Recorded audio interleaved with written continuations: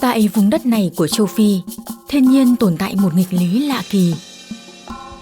Nơi hai thái cực tưởng chừng đối nghịch, ngập lụt và hạn hán lại gặp nhau.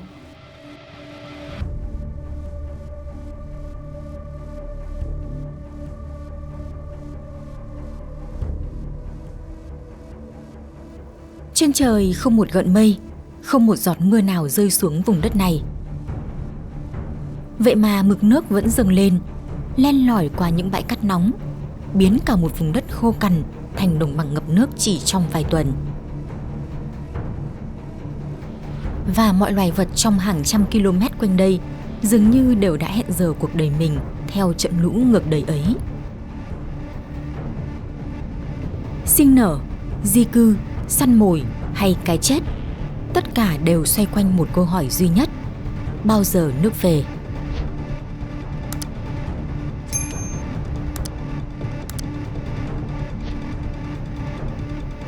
Nhưng điều kỳ lạ nhất lại nằm ở chính dòng nước ấy. Nó đến từ một nơi cách hơn 1.600 km, vượt qua biết bao vùng đất trước khi đặt chân tới đây. Một thế giới hoàn toàn xa lạ với những cư dân đang chờ đợi nó.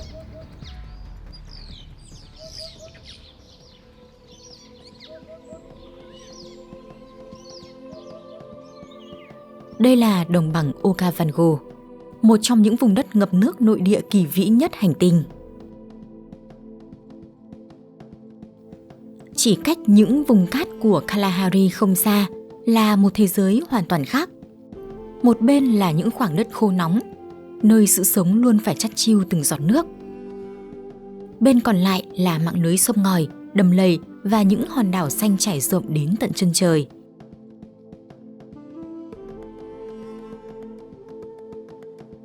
Hai hệ sinh thái đối lập cùng tồn tại trên một vùng đất đã tạo nên những cuộc dịch chuyển không ngừng của muôn loài.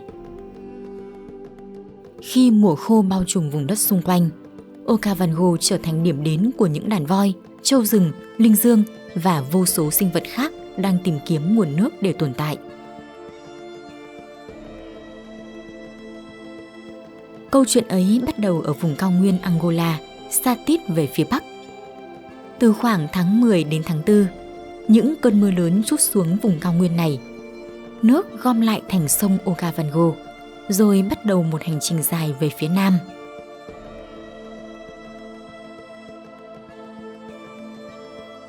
Nhưng dòng sông này không chảy ra biển. Nó tiến thẳng vào lòng sa mạc Kalahari, nơi gần như toàn bộ hành trình của mình sẽ kết thúc. Vì địa hình gần như bằng phẳng, dòng nước di chuyển rất chậm, phải mất nhiều tháng, nó mới vượt quãng đường dài hơn 1.600 km để đến Botswana. Và đây là mấu chốt. Đến lúc nước tới nơi thì ở Botswana đã sang mùa khô. Mưa ở Angola rơi từ mùa hè năm trước, nhưng phải tới mùa đông khô hạn của Botswana, khoảng tháng 6 đến tháng 8, dòng nước ấy mới tràn khắp đồng bằng.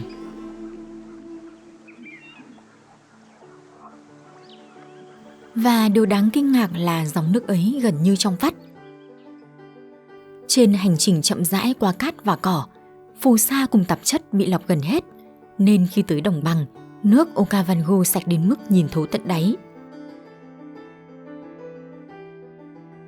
Điều hiếm thấy ở một dòng sông lớn. Kết quả là một nghịch lý hoàn hảo. Vùng đất khô cằn nhất lại ngập nước vào đúng thời điểm khô hạn nhất.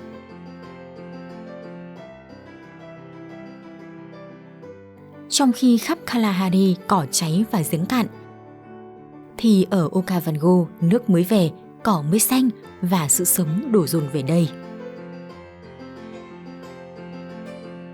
Nhưng dòng chảy này có một số phận thật kỳ lạ. Gần như toàn bộ lượng nước đổ về sẽ không đi đâu cả. Khoảng 96% bốc hơi vào không khí hoặc được cây cối chuyển hóa thành hơi nước. Chỉ một phần rất nhỏ thấm xuống đất hay chảy đi tiếp. Dòng sông không tìm thấy lối ra đại dương mà đã chọn cách tan hòa hoàn toàn vào hơi nóng, kết thúc hành trình ngay giữa lòng sa mạc Kalahari. Nghe như một sự phí hoài, nhưng chính lượng hơi nước khổng lồ bốc lên ấy lại làm dịu cả một vùng khí hậu. giữ cho đồng bằng xanh tươi giữa một trong những nơi khô hạn nhất châu lục.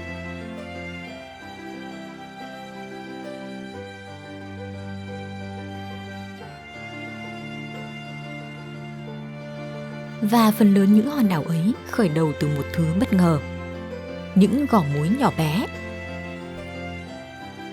Trong hàng trăm nghìn năm, những kỹ sư tí hon này bền bỉ xây nên những tòa thành đất cao vài mét. Khi lũ về, những gò đất ấy nhô lên khỏi mặt nước như những vùng đất khô duy nhất. Hạt giống trôi tới, bám vào, cây cối vươn mình, phủ sa bồi đắp. Cứ thế, mỗi gò muối dần biến đổi, lột xác thành một hòn đảo trù phú.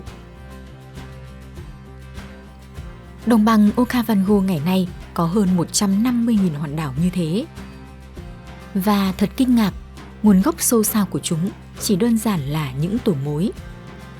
Điều kỳ lạ là sau hàng nghìn năm, ngay tại trung tâm của nhiều hòn đảo, hơi nước bốc hơi mạnh nhất, muối và các khoáng chất dần tích tụ, tạo thành những khoảng đất trắng bạc gần như không một bóng cây.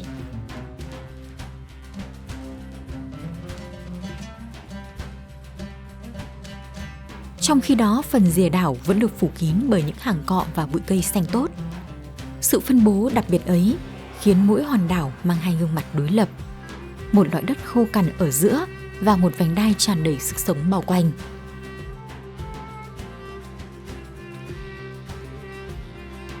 Đây là lý do đồng bằng này được UNESCO công nhận là di sản thế giới vào năm 2014. Một vùng đất được tạo nên không phải bởi một dòng sông đơn thuần, mà bởi sự phối hợp của nước, cát và những sinh vật bé nhỏ.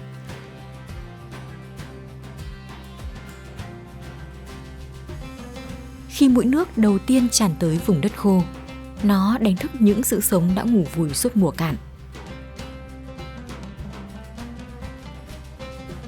Dưới lớp bùn nứt nẻ, cá phổi châu Phi đang nằm chờ đợi. Khi đầm cạn nước, loài cá này không chết, nó chọn cách vùi mình trong một cái kén nhầy tự tạo. Chuyển sang thở bằng phổi thay vì mang, và hạ thấp toàn bộ hoạt động cơ thể xuống mức tối thiểu để sinh tồn. Có những cá thể đã trụ vững qua nhiều tháng, thậm chí nhiều năm mà không cần một giọt nước.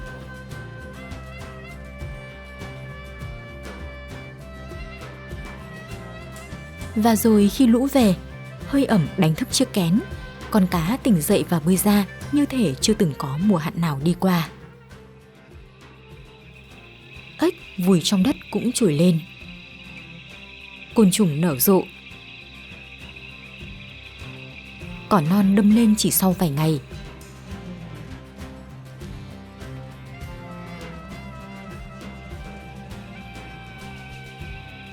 Và âm thanh đầu tiên của mùa lũ thường không phải tiếng nước chảy, mà là tiếng của hàng nghìn con ếch đồng loạt cất lên trong đêm đầu tiên.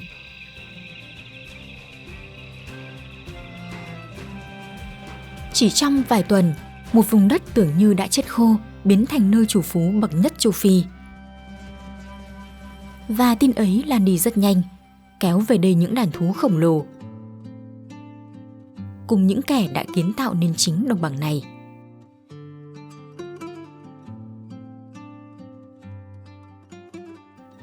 Nếu mối tạo nên các hòn đảo, thì Hà Mã lại tạo nên chính những con kênh.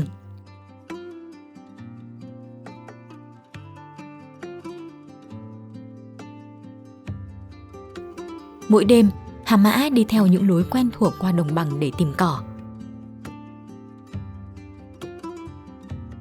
Cơ thể nặng tới vài tấn của chúng ủi mở lối đi trong lớp cỏ nước và bùn, nạo thành những rãnh sâu. Qua thời gian, chính những lối mòn ấy đã trở thành kênh dẫn nước, giúp dòng lũ len tới những góc xa nhất của đồng bằng.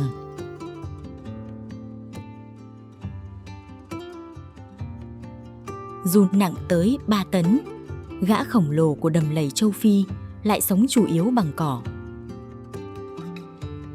Chính những chuyến đi kiếm ăn lặp đi lặp lại mỗi đêm của chúng đã âm thầm định hình cảnh quan nơi đây.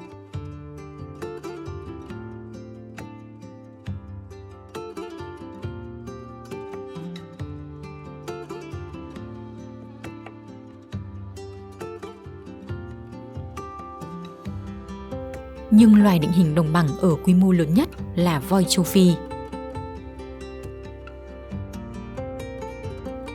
Botswana là nơi sinh sống của khoảng 130.000 con voi, quần thể voi lớn nhất châu Phi.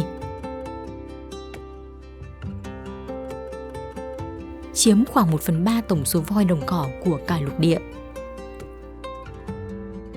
Voi ăn tới hàng trăm kg thực vật mỗi ngày, quật đổ cây, mở toang những vạt cây bụi rậm rạp và giữ cho đồng bằng luôn thông thoáng.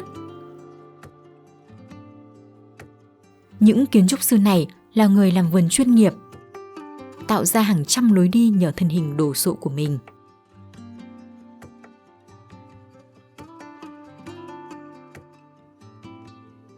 Vào mùa khô, khi những vùng ngoài rìa cạn nước, voi dùng ngà và vòi đào xuống lòng sông khô để moi nước ngầm, tạo ra những vũng nước mà hàng chục loài khác cũng tới uống nhờ. Điều dẫn đường cho chúng là trí nhớ. Những con voi cái đầu đàn lớn tuổi ghi nhớ vị trí của nước và các lối đi an toàn, tích lũy qua nhiều chục năm. Cả đàn sống sót qua mùa khô nhờ ký ức của con cái già nhất. Ở loài voi, kinh nghiệm của một cá thể là tài sản của cả đàn. Và mỗi lối mòn voi mở ra, mỗi cái cây chúng quật đổ đều dọn đường cho vô số loài nhỏ hơn đi theo. Ít loại nào định hình rõ nét cả một vùng đất như chúng.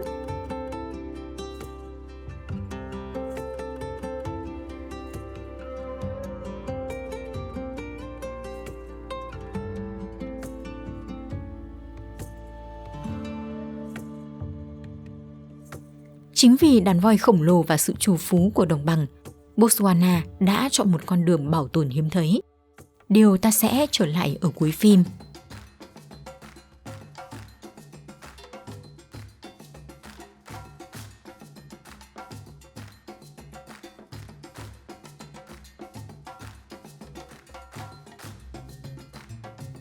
Nhưng trước hết, hãy nhìn những loài đã tiến hóa để sống ngay trong nước.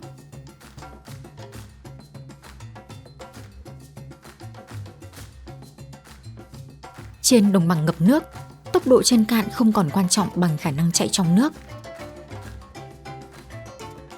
Và loài làm chủ điều đó là linh dương lechwe đỏ.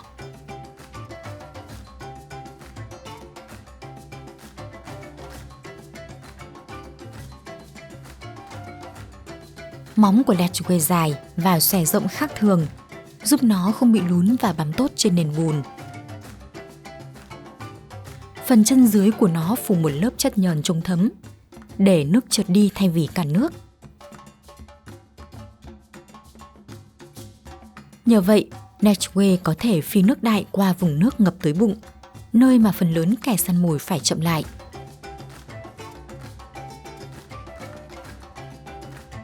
Khi bị đuổi, lechwe không chạy lên bờ, nó lao thẳng ra chỗ nước sâu hơn, biến chính dòng nước thành lá chắn.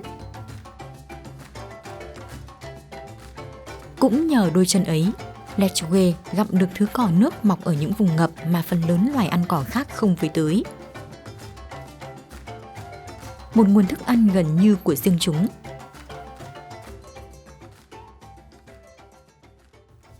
Còn có một loài đi xa hơn nữa trong việc dựa vào nước, linh dương sita tengger.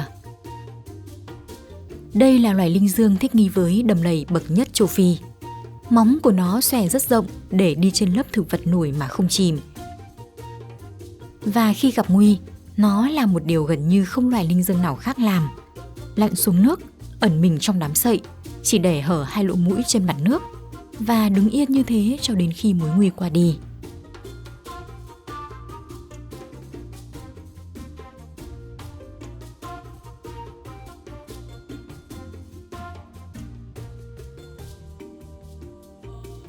Trên thảm lá súng phủ kín mặt nước, một loài chim bước đi như thể mặt nước là đất liền.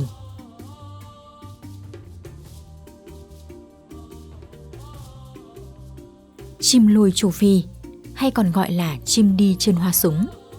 Bí quyết nằm ở đôi chân.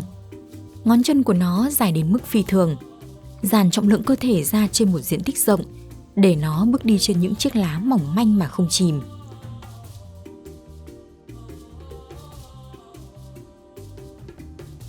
Nhưng điều bất ngờ hơn nằm ở chuyện gia đình. Ở loài chim lôi, vai trò bị đảo ngược. Con mái to hơn, giành lãnh thổ và giao phối với nhiều con trống. Sau khi đẻ trứng, chim mái để con trống đảm nhận gần như toàn bộ việc ấp trứng và nuôi con. Còn bản thân nó sẽ tiếp tục tìm đến con trống khác để sinh sản, giúp tạo ra nhiều đứa con trong cùng một mùa sinh sản. Việc ấp trứng và chăm sóc con non chưa bao giờ là điều dễ dàng, đặc biệt là ở nơi đầy rẫy những kẻ săn mồi. Và thật tuyệt vời khi có một ông bố yêu thương đàn con hết mình. Khi có nguy hiểm, con trống gom cả đàn con nhét vào dưới hai cánh rồi bí chúng chạy đi. Những cái chân nhỏ xíu thò ra lủng lẳng bên dưới. Nhìn xa trông không khác gì một con quái vật với nhiều chân.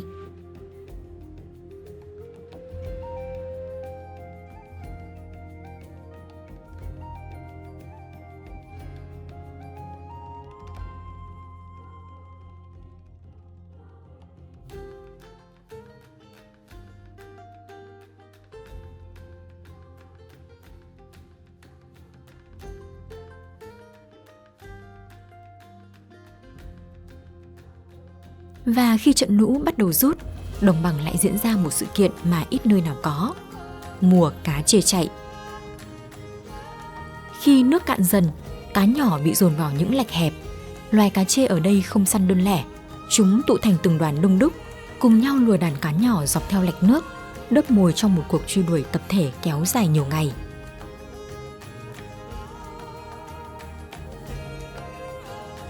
Phía trên, hàng trăm con cò và diệc bay theo đúng đoàn cá chê ấy, chộp những con cá nhỏ hoảng loạn nhảy lên mặt nước.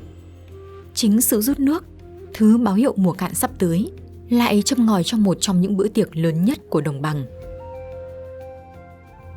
Với đàn cá chê, nước rút không phải dấu chấm hết, mà là hiệu lệnh cho mùa săn ngắn ngủi và dữ dội nhất trong năm.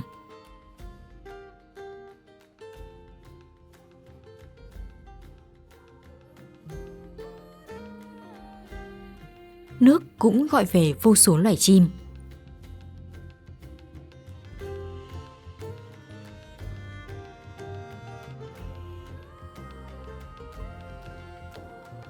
Trên cao, đại bàng cá châu Phi buông mình từ ngọn cây, duỗi móng và giật một con cá khỏi mặt nước chỉ trong một giây, rồi bay đi mà bộ lông gần như không ướt.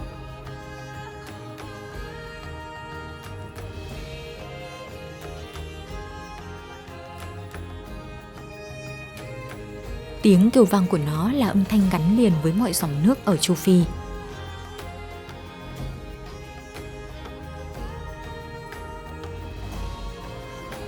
Nhưng không phải mọi đàn chim đều đến để săn cá. Có những buổi chiều, bầu trời phía xa bỗng tối sầm như thể một đám mây đang hạ thấp xuống mặt đất. Chỉ đến khi khối mây ấy đổi hướng theo từng nhịp uốn lượn, người ta mới nhận ra đó không phải là mây, mà là hàng chục nghìn con chim Quelea đang bay cùng nhau.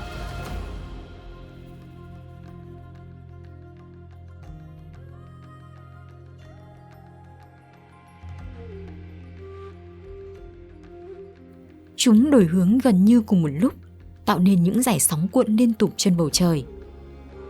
Mỗi con chỉ phản ứng với vài cá thể bay sát bên cạnh, nhưng cả đàn lại chuyển động như thể chỉ có một cơ thể duy nhất.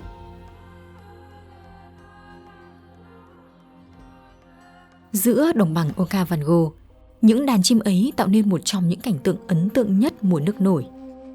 Khi đáp xuống các bãi cỏ và đồng cỏ ngập nước, chúng nhanh chóng thu nhặt vô số hạt cỏ và côn trùng nhỏ, rồi lại đồng loạt cất cánh chỉ trong chớp mắt khi cảm nhận được nguy hiểm. Sự xuất hiện của những đàn Quelea không chỉ làm bầu trời trở nên sống động, mà còn phản ánh nguồn thức ăn dồi dào mà mùa lũ mang đến cho cả vùng đồng bằng.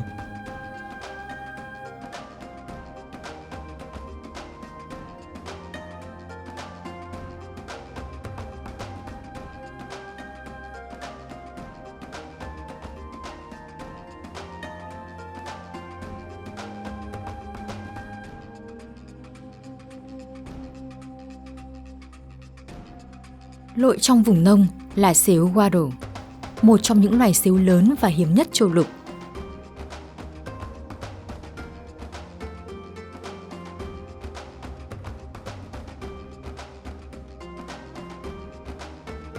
Chỉ sống ở những vùng ngập nước còn nguyên vẹn. Sự có mặt của chúng là một chỉ dấu. Nơi nào còn sếu Waro, nơi đó đồng bằng vẫn khỏe mạnh.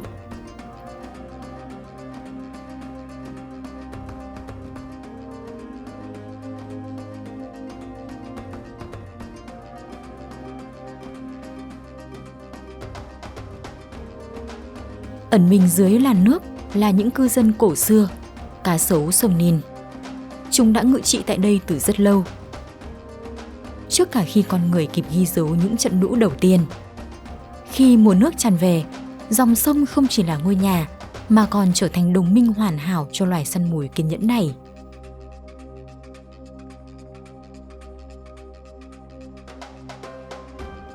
Không phải loài nào cũng tiến hóa để sống trong nước. Nhiều loài chỉ mượn nước làm hàng rào.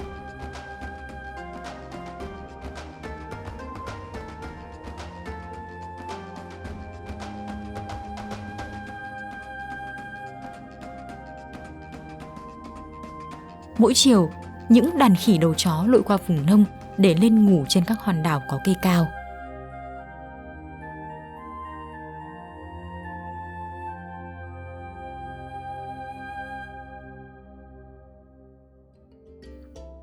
Giữa bốn bề là nước, chúng gần như nằm ngoài tầm với của sư tử và báo trong đêm.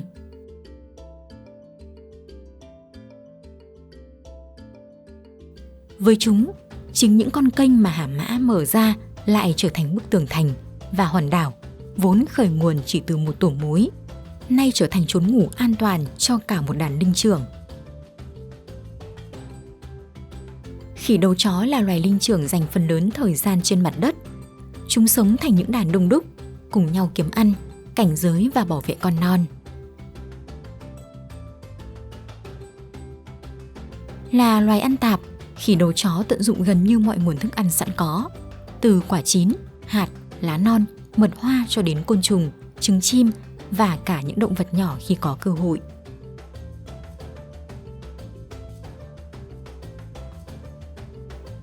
Chính lối sống linh hoạt và khả năng thích nghi với nhiều môi trường đã giúp chúng hiện diện trên khắp các vùng thảo nguyên, rừng thưa và cả rìa sa mạc của châu Phi.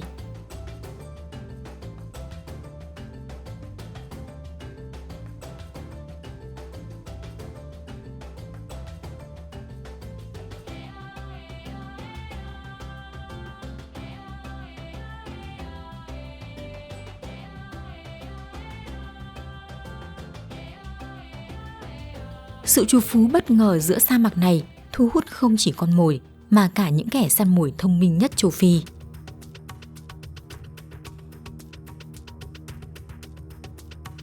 Trong tất cả các loài săn mồi ở đây, không phải loài nào cũng phối hợp với nhau chặt chẽ như chó hoang châu Phi.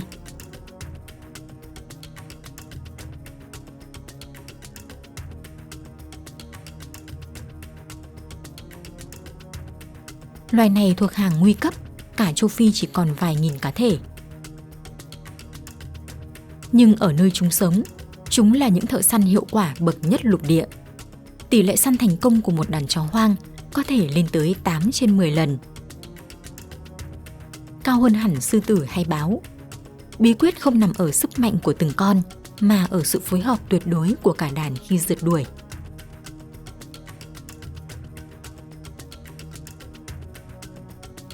Nhưng phát hiện kỳ lạ nhất về loài này lại đến từ chính đồng bằng Okavango. Trước mỗi cuộc đi săn, cả đàn tụ lại trong một màn chào hỏi ồn ào, và các nhà khoa học nhận ra chúng đưa ra quyết định tập thể bằng một cách không ai ngờ: hắt hơi. Càng nhiều con hắt hơi trong buổi tụ họp, khả năng cả đàn lên đường đi săn càng cao. Những cái hắt hơi hoạt động như những lá phiếu. Và lá phiếu ấy không hoàn toàn ngang nhau. Khi một con đầu đàn khởi xướng, chỉ cần khoảng 3 cái hắt hơi là cả đàn lên đường. Nhưng khi một con thứ cấp khởi xướng, phải cần tới ít nhất 12 cái hắt hơi mới đủ để cuộc săn diễn ra. Nói cách khác, đây là một hình thức biểu quyết, có tính đến cả sức nặng của người đề xuất. Một cơ chế ra quyết định tập thể được ghi nhận rõ ràng ở một loài vật hoang dã.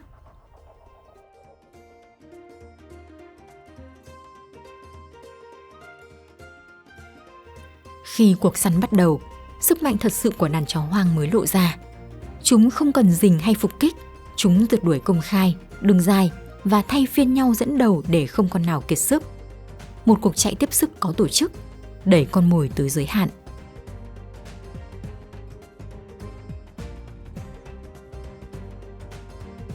Và khác với nhiều loài săn mồi, khi hạ được con mồi, chó hoang thường để con non ăn trước. Những con ở nhà trong đàn con, khi đàn săn trở về, sẽ được cho ăn lại bằng phần thịt các con lớn nôn ra. Cả đàn cùng nuôi con của nhau.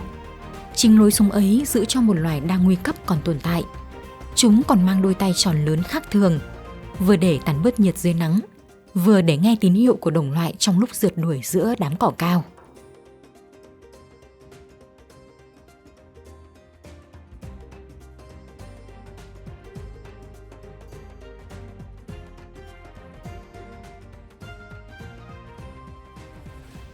Khi màn đêm buông xuống, đồng bằng đổi chủ. Đây là thời khắc của báo hoa mai, loài mèo lớn sống đơn độc, và vùng Okavango là một trong những nơi có mật độ báo hoa mai cao nhất châu Phi. Khác với chó hoang, báo hoa mai không dựa vào tốc độ hay số đông, mà vào sự im lặng tuyệt đối. Nó tiếp cận con mồi trong bóng tối, tới khoảng cách chỉ vài mét rồi mới tung đòn.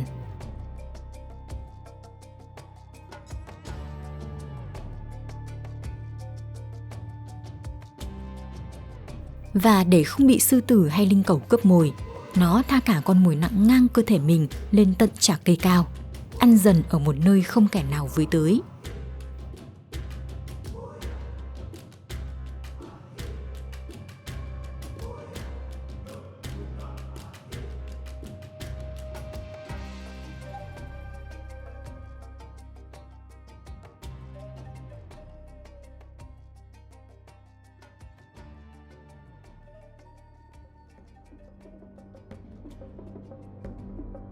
Giữa những đồng cỏ ngập nước, trâu rừng Cape tụ thành từng bầy lớn. Sức mạnh của chúng nằm ở số đông. Khi bị tấn công, cả đàn dồn lại thành khối, chĩa cặp sừng ra ngoài và sẵn sàng quay lại húc kẻ đi săn. Một con sư tử đơn độc gần như không thể hạ nổi một con trâu trưởng thành nặng gần 1 tấn. Nhưng ở Okavango, chính những đàn trâu này lại là mục tiêu của một chiến thuật mà ít nơi nào khác có. Ngay cả loài mèo lớn nhất châu Phi cũng phải thay đổi ở đây.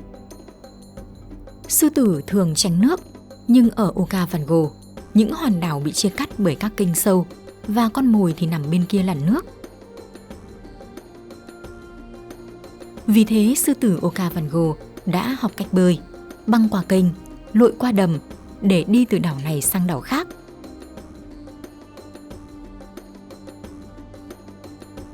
Ở một số vùng của đồng bằng, cả đàn sư tử còn chuyên săn trâu rừng ngay trong nước, nơi con mồi to lớn mất đi lợi thế.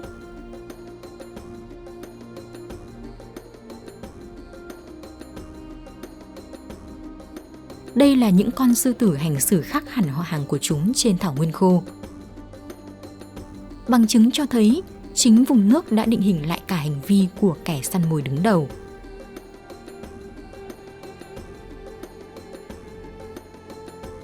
Ra khỏi mép nước, đồng bằng nhường chỗ trở lại cho cát Kalahari khô cằn. Nơi nguồn nước không còn là chỗ dựa, nhiều loài buộc phải tìm những cách sinh tồn hoàn toàn khác. Meerkat là một trong số đó. Meerkat sống theo đàn, và sự sống còn của chúng dựa trên phân công lao động. Khi cả đàn đào bới tìm ăn, luôn có một con leo lên gò cao làm lính gác, đứng thẳng quan sát bầu trời và mặt đất. Nếu thấy đại bàng hay rắn, nó phát ra tiếng kêu báo động, và mỗi kiểu nguy hiểm có một kiểu kêu riêng, để cả đàn biết nên nấp xuống hang hay nằm ép sát đất. Trong đàn còn có những con dữ trẻ ở lại canh lũ con non, trong khi cả nhóm đi kiếm ăn, luân phiên nhau ngày này qua ngày khác. Nhưng điều đáng chú ý nhất ở meerkat là cách chúng sẽ con. Một trong những món ăn nguy hiểm nhất của chúng là bọ cạp, loài có ngòi độc chết người. Meerkat non không sinh ra đã biết xử lý con mồi này. Con trưởng thành dạy chúng theo từng bước. Đầu tiên, đưa cho con non một con bọ cạp đã chết, rồi tới một con còn sống nhưng đã bị cắn cụt ngòi độc. Và cuối cùng mới là một con nguyên vẹn, để con non tự tập vô hiệu hóa cánh ngòi. Đây là một trong số rất ít ví dụ về hành vi dạy học thật sự trong thế giới động vật. Con trưởng thành chủ động điều chỉnh bài học theo trình độ của con non.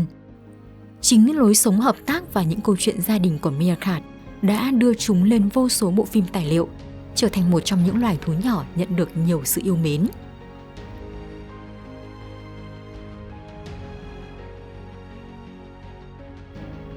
Suốt hàng nghìn năm, dòng nước của Okavango không chỉ nuôi dưỡng các loài động vật, nó cũng nuôi sống con người. Từ rất lâu trước khi nơi đây trở thành một trong những điểm đến nổi tiếng của thế giới hoang dã, người San đã sinh sống trên rìa vùng đồng bằng này. Là một trong những cộng đồng có nguồn gốc lâu đời nhất còn tồn tại, họ sống bằng săn bắt và hái lượm, đồng thời hiểu vùng đất này theo cách mà ít ai có được. Chỉ từ một dấu chân in trên cát, họ có thể nhận ra đó là loài vật nào, đang di chuyển theo hướng nào và đã đi qua từ bao lâu. Ngày nay, Botswana vẫn là một trong những quốc gia còn lưu giữ được những vùng hoang dã rộng lớn của châu Phi. Trên diện tích gần 582.000 km², quốc gia này chỉ có khoảng 2,6 triệu dân, tương đương mật độ khoảng 4 đến 5 người trên mỗi km², thuộc nhóm thấp nhất thế giới.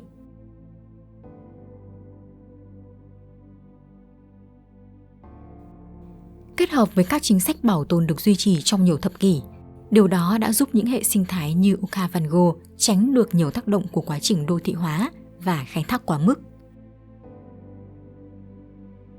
Nhờ vậy, nhịp điệu của mùa nước, những cuộc di cư của muôn loài và vòng tuần hoàn của sự sống vẫn tiếp tục diễn ra gần như nguyên vẹn qua hàng nghìn năm, khiến Okavango trở thành một trong những vùng đất ngập nước được bảo tồn tốt nhất trên hành tinh.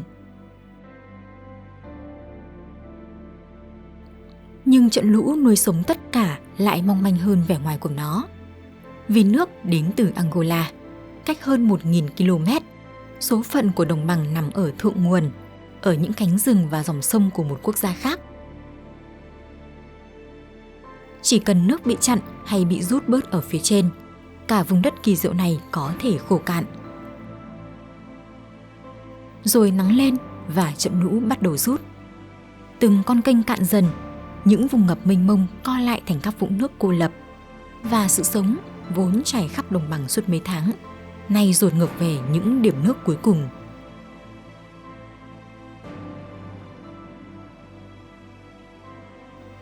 Căng thẳng dâng lên từng ngày, cho tới khi ngay cả vũng nước ấy cũng khô. Khi đó, các loài lại tản đi và chờ đợi.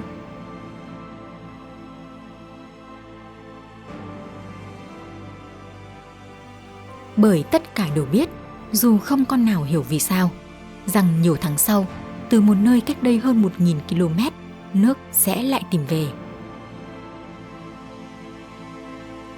Cái nhịp ấy đều đặn đến mức có thể đoán trước hàng tháng, và chính sự chắc chắn đó đã cho phép cả một thế giới sự sống đặt cược vào nó, năm này qua năm khác. Toàn bộ mạng lưới sự sống ấy được điều khiển bởi một chiếc đồng hồ duy nhất, nhịp lũ. Đây là Okavango, nơi cho ta thấy rằng đôi khi sự sống rực rỡ nhất lại nảy sinh từ điều nghịch lý nhất. Cảm ơn bạn đã đồng hành trong hành trình khám phá vùng đất kỳ lạ này. Nếu bạn yêu thích những câu chuyện có thật về thế giới tự nhiên, đừng quên nhấn thích, đăng ký kênh và bật thông báo để không bỏ lỡ những vùng đất tiếp theo. Xin chào và hẹn gặp lại!